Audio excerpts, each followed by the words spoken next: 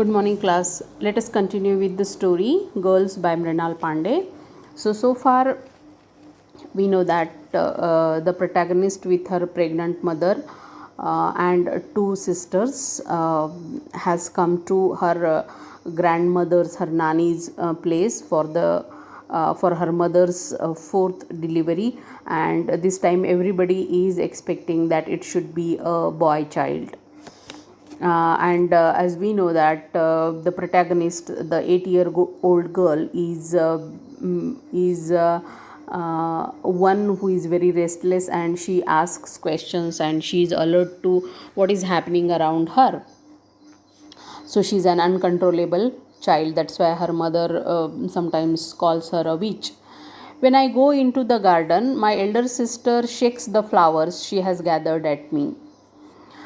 Oh, I have told you 100 times not to question grown ups. If you keep on like this, one day that people will beat you so hard you will die. So again her elder sister warns her that I always tell you not to ask questions to grown ups, otherwise they will beat you. I will ask questions. I answer, crying. But the girl is very adamant, the protagonist, and she says, I will ask the question. Then go and die, says my elder sister, and continues to thread a garland for Nani's Gopalji. Gopalji is Lord Krishna. So the elder sister of the protagonist is preparing a garland of flowers for her grandmother's Gopalji. Nani stands by her and says loudly, "You are my precious Lakshmi." Nani is very happy with the elder sister, and she says, "You are my precious Lakshmi." Now Lakshmi is the goddess of wealth, and in Indian culture, girls, the daughters, are considered as avatars or forms of goddess Lakshmi, with the intention that I should hear. So Nani, or the grandmother, is deliberately talking to the elder sister as her precious Lakshmi, so as to make the protagonist jealous, because nobody likes her. In the afternoons, I tell the younger children horror stories of ghosts and demons, Rakshas, monsters, who lived in the walnut tree. Then Nani further says, in the afternoon, I am going to tell horror stories, terrible stories to the children. I tell them that if they should wake up at 12 o'clock on a full moon night, they would see children being bathed in blood. So she says, my story will include such horrific incidents that in case somebody wakes up at 12 o'clock in the night, then they will be killed, they will be bathed in blood. They would also hear the ghost speaking through their noses, which at first is difficult to follow. The children follow me all over the house, like this is not the grandmother, actually this is the protagonist girl telling to the children there, and they followed her like mice following the Pied Piper. So Pied Piper it means a charismatic leader who attracts followers. So all the children, they follow the girl. Then there comes Hari's mother, the maid, that is the woman servant in Granny's house.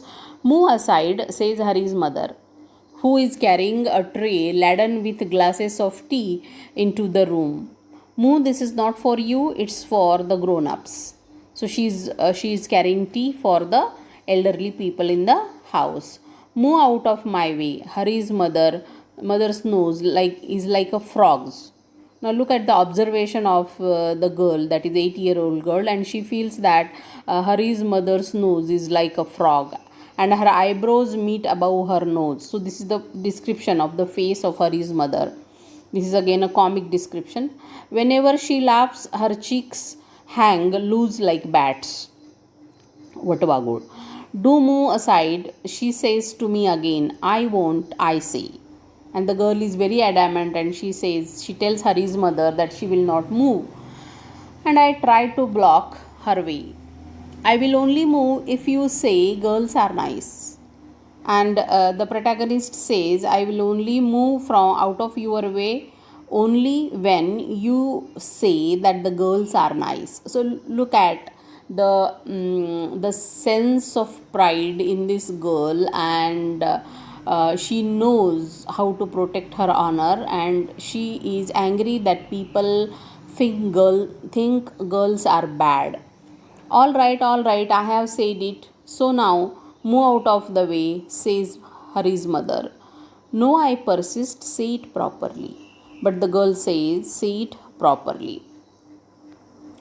Oh, Hari's ma, what is happening? Meanwhile, one of her aunts call Hari's mother from the room. Are you going to bring the tea next year or what? Hari's mother, the tea is getting late. Hari's mother knits her thick eyebrows together and says, this Lali's middle daughter won't let me. Again, Hari's mother complains to the protagonist's aunt that this Lali's middle daughter, that is the protagonist of the story, she is not allowing me to come to the room to bring tea for you all. She starts laughing, and as she does so, her frog like nose bobs up and down. I can hear Ma naming me. Naming? Naave ठेवणे. So Ma is scolding. Ma is very angry again towards the girl and saying that girl must be harassing her. She was born only to plague my life. To plague one's life is to bother or to create trouble. So she mother thinks that this girl, this middle daughter, has born only to put her into trouble. So the mother has lots of complaints against the girl because of her nature.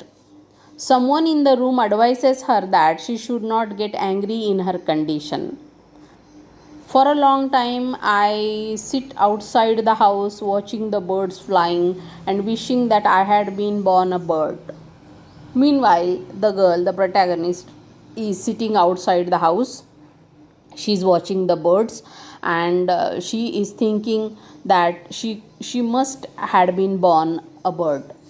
Do mother birds too think their girl birds are inferior? I wonder. Now this is a very important statement. The girl thinks that is there any discrimination, gender discrimination, male, female, between among the birds? So she thinks whether the mothers among the birds think that the girl birds are inferior. I wonder. Then I hear a voice calling. Where has she gone? So somebody is calling her, and I know someone is searching for me. I hide behind the wall where no one can ever find me. So she conceals herself behind a wall so that nobody could see her. I wish that somewhere anywhere I could find that magic betel nut which would make me invisible. So she thinks about the magic things, betel nut, that will make her invisible, like that happens in the stories. So this is again a child's imagination, a child's thinking. Still this child is very much aware of the gender discrimination, that is the discrimination, insulting treatment given to the girls in a family, and the thought that only boys are precious and there should be a boy born to a family. As soon as I put it in my mouth, what wonderful fun that would be. So she wants to be invisible. Where are you girls? Calls Nani with a tray of crimson powder in her hands. So now Nani comes and there is a tray in her hand. In front of her there is a dish of halwa and a plate filled with puris she has prepared as offering to the Devi on Ashtami day. Now it's an Ashtami day. It's a day of the goddess, and the goddess is worshipped. So there is prasad in Nani's hand. A mat has been spread in front of her for us to sit on, and the girls are worshipped on this day. So there is a mat on which the girls has to sit. Come on, girls, let me put the tika on your forehead. Kumkum tika she wants to put on the foreheads of the girls. She lights the camphor for, come now, let me do arti to all of you. So she wants to worship, she wants to make an arti to the girls. My two sisters and mama's two beautiful daughters sit cross-legged in front of Nani. So her two sisters as well as her uncle's two daughters, so these four girls are sitting in front of Nani. She puts a tika on each forehead and then rings a bell. So this is the ritual in the Hindu religion. The girls are being worshipped by the woman Nani, the grandmother, exactly like the guard on the train. So the ringing of the bell reminds the girl of the guards on the train.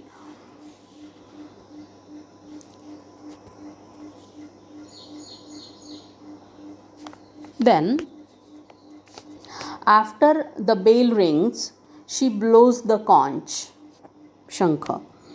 Poop, I am suddenly transformed into a railway engine. So Nani is performing puja and the girl remembers something else. So this is the skeptical nature, secular view of the Hindu ritual that is going on in front of the child. Around the ledge of the courtyard, and I am suddenly transformed into a railway engine and the girl is running around that ritual. I shout, come on, pay your fares to go to Calcutta. So she is making fun in a way of all these things. In the background, I hear Nani saying, come on, dear, let me put the tika on you. You are my Kanyakumari, aren't you? So this is the ritual of Kanyakumari, that is the maiden girls, they are worshipped on the Ashtami day, and the Nani is calling the protagonist too for the puja.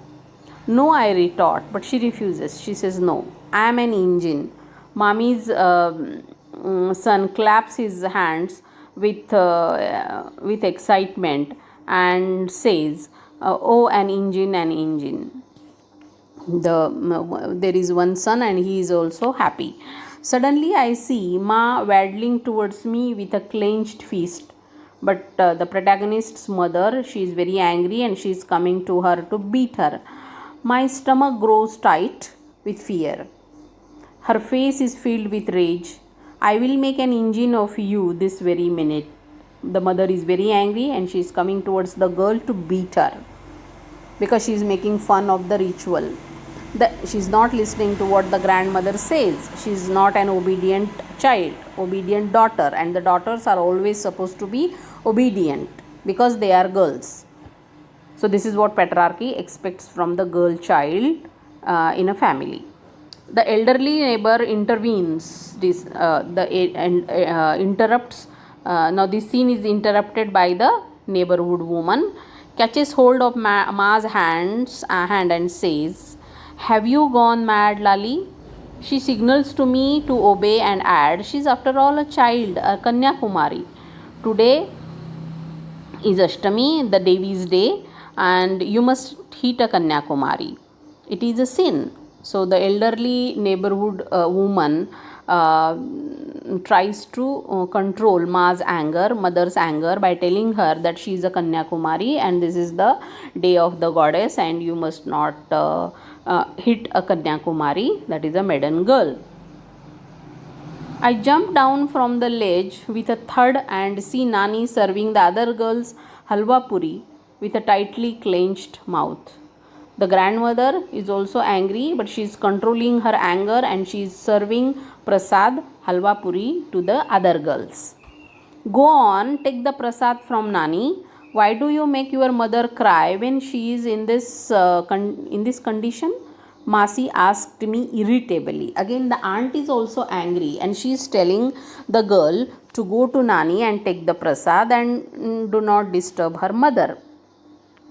When you people don't love girls, why do you pretend? And this is very important. And the girl asks, when you people don't love girls, why do you pretend to worship them? Now this is a question against the total culture and all the practices in the patriarchy. And the girl asks an important question. She says, you don't love girls, you think girls are inferior, then why do you pretend to worship them? Because in the Indian culture, in Hindu culture, on the one hand, a woman is considered as a goddess, and on the other hand, she is burnt for dowry, she is burnt and she is killed because she is a woman. She faces all kinds of atrocities. So this is an important question, and the girl is a rebel. My voice breaks into a sob, and I feel so furious with myself. And the girl gets emotional suddenly, and she becomes angry with herself for being emotional. That I want to swallow the burning camphor to choke my treacherous throat. So she wants to eat that camphor, swallow that camphor so as to choke her throat, because camphor is kapur. I want to ask why again, but don't risk it because I am afraid I will start to cry. I don't want to cry in front of them. But she says, I control myself and didn't ask why, because once I ask why, then I may get emotional and I may start crying in front of them. And she did not want to get emotional weak in front of the people. Hari's mother addresses the wall saying, just listen to her, what a temper for a girl to show. And Hari's mother is shocked and she says, what a temper, what a nature, what a furious nature, and this is not suitable, this is not appropriate for a girl. So the girls are not supposed to be angry, the girls are not supposed to be questioning, the girls are supposed to be obedient and meek and speaking slowly and listening to what others saying and all that. So nobody can tolerate that a girl is asking questions and the girl is opposing them. Nani is distributing a rupee and a quarter to each girl. Nani is giving money to the girls. I noticed the mark of the crimson powder on the tip of her thumb, like a blood stain, and on the fingers of Nani there is there is kumkum. There is the reddish color of the kumkum, and but to the girl it is like a blood stain. Now this is horrible, and this is the symbolism. So what is considered as a puja is actually worship, is actually a kind of injury to the girls. I start moving back towards the wall, screaming. I don't want all, and the girl is screaming and she is saying, I don't want all the halwa puri or money. I don't want to be a goddess. And this is very important, and this is what every Indian woman should say, that I don't want to be a goddess, I don't want to be get worshipped, but I want to be a human being. I want an equal status, equal to the men in this society. I screamed so loudly that the pigeons pecking at the scattered grain in the courtyard took off in a flurry. So she was screaming so loudly that the pigeons, the birds, they fly away, afraid of her voice, as if a bullet had been fired somewhere. And this is considered as the firing of a bullet, and this is considered as a kind of fight against the patriarchy. So here the story ends when the girl refuses to get worshipped as a goddess, and she says, I don't want to be a goddess. That means she wants to be treated by the society, by the relatives, by the family as a human being and not a goddess. So this is a strongly feminist story in which, with the help of the character of the girl, the middle daughter of a family, the writer Mrinal Pandey comments upon the unjust patriarchal setup of the Indian society. Thank you.